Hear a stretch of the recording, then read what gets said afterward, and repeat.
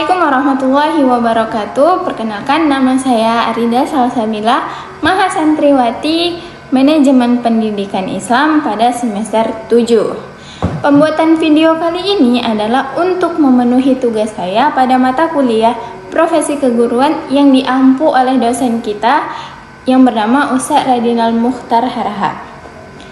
Di sini saya akan menjelaskan atau memaparkan bagaimanakah bahan ajar dan modul dalam sebuah proses pembelajaran. Nah, bahan ajar dan modul merupakan suatu komponen penting dalam sebuah pembelajaran karena dia berfungsi sebagai petunjuk atau pedoman bagi guru atau pendidik dan juga pada peserta didik atau murid-murid. Dalam hal apa? Dalam hal untuk mencapai sebuah tujuan pembelajaran. Nah, bahan ajar ini adalah segala bentuk materi yang digunakan untuk membantu sebuah proses belajar, baik dalam bentuk teks, audio, visual, ataupun audio visual. Nah, sementara modul merupakan salah satu bentuk bahan ajar cetak yang disusun secara sistematis dan terstruktur sehingga memungkinkan peserta didik untuk belajar secara mandiri dengan pendamping langsung dalam dunia pendidikan ataupun tanpa pendamping. Nah, langkah awal yang harus dilakukan dalam menyusun sebuah modul atau bahan ajar adalah melakukan analisis kebutuhan pembelajaran. Nah, pada tahap ini penyusun ataupun pendidik harus mengetahui atau menganalisis karakteristik peserta didik seperti tingkat pendidikannya, kemampuan awalnya, gaya belajarnya, ataupun kebutuhan apa yang mereka butuhkan dalam belajar mereka. Bagaimana cara mereka untuk belajar dengan nyaman. Nah, selain itu, penting juga kita sebagai pendidik untuk menyelaraskan atau menyamakan serta menganalisis kurikulum atau capaian pembelajaran yang berlaku pada saat itu dalam sebuah lembaga pendidikan yang sedang kita naungi. Nah, kenapa? Karena agar bahan ajar yang kita susun sebagai pendidik selaras dengan kompetensi yang harus dicapai mereka. Nah, analisis kebutuhan ini bertujuan agar bahan ajar benar-benar relevan, kontekstual, dan juga sesuai dengan tujuan pembelajarannya. Oke, selanjutnya setelah analisis kebutuhan pembelajaran, langkah selanjutnya yang dilakukan adalah dengan menentukan tujuan pembelajaran itu sendiri, di mana tujuan pembelajaran itu harus disusun secara terukur, selaras, dan juga spesifik.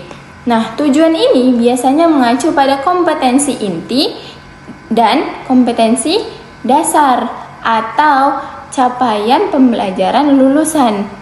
Kemudian dengan adanya tujuan pembelajaran yang jelas, penyusun modul ataupun pendidik dapat menentukan metode atau materi apa saja yang harus dimasukkan dalam sebuah pembelajaran, serta metode penyajian atau wasailul edoh yang lebih tepat untuk membantu peserta didik dalam menentukan tujuan atau mencapai tujuan pembelajaran tersebut.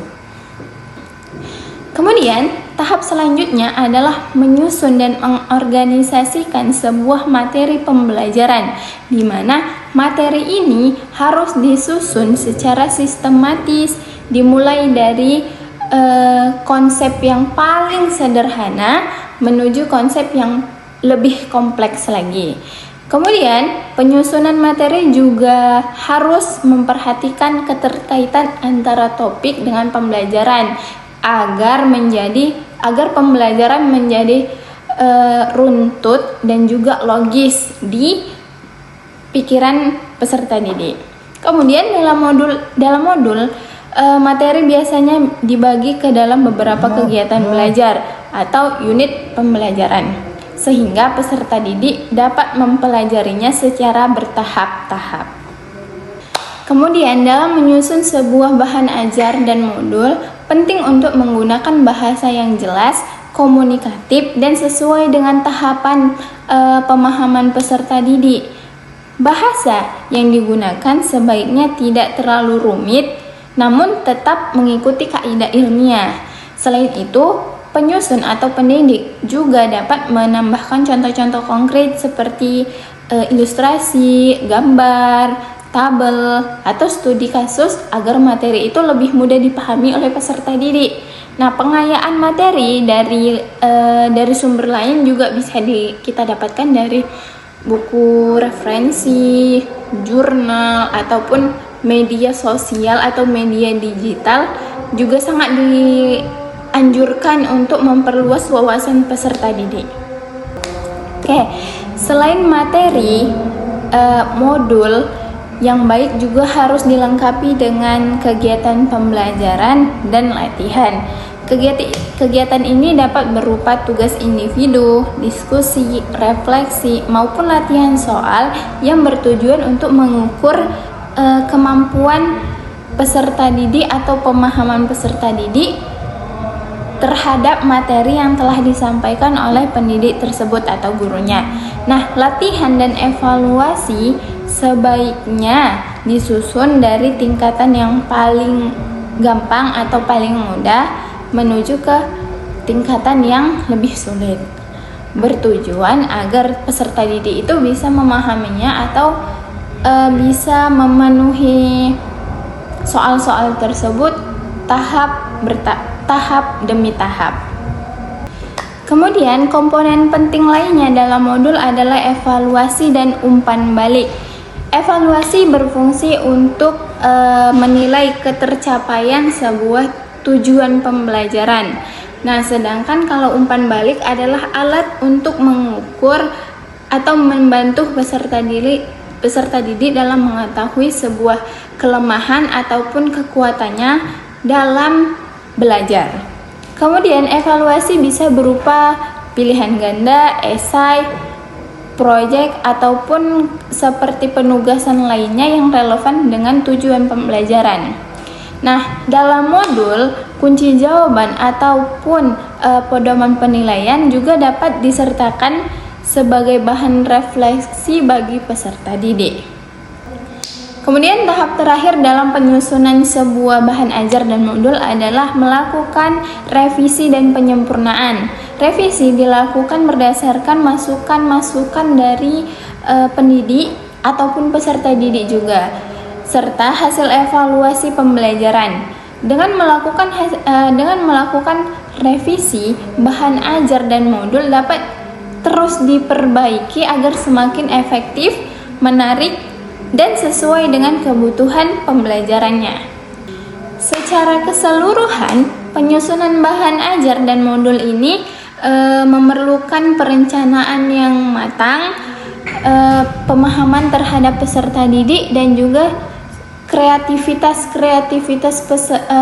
pendidik dalam menyampaikan sebuah materi kepada peserta didiknya. Modul yang disusun dengan baik tidak hanya membantu pendidik dalam mengajar, tetapi juga mendorong peserta didik untuk belajar secara mandiri dan lebih aktif, serta bertanggung jawab terhadap proses belajar terhadap dirinya sendiri. Nah, mungkin ini saja yang dapat saya sampaikan dalam video ini.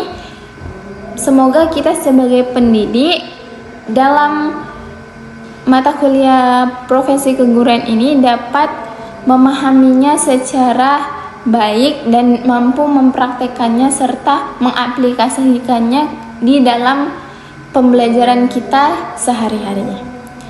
Assalamualaikum warahmatullahi wabarakatuh.